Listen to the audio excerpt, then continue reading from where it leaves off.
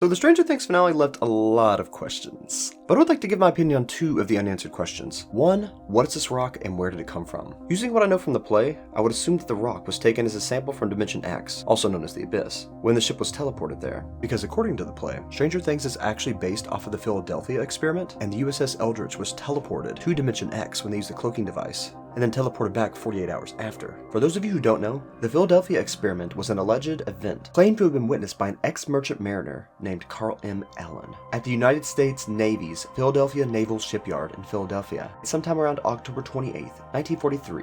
Basically, the ship was supposed to be cloaked, but instead it was teleported. Let's use another artist's words to describe this. The year was 1943.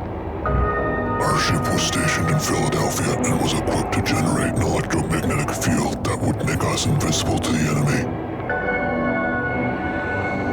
What happened instead? We were teleported to New York.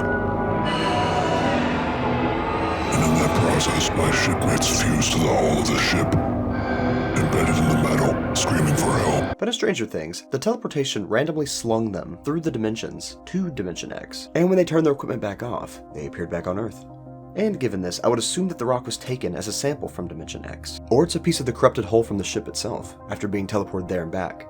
Now the teleportation itself was a random sling in the direction of Dimension X, so the government can't replicate the exact trajectory, which is why they needed someone connected to Dimension X, like Henry, to reconnect with it and return to it. There's another question I'd like to answer as well. Why weren't there any creatures or vines when they reached Dimension X, aka the Abyss? Now what I'm going to assume is that most of them were actually in the Upside Down to keep them from entering, because Vecna didn't suspect that someone could actually, jump through the sky and get to them. But what was left in the Abyss, I assume those creatures weren't there because they were all put together into the giant Mind Flayer body.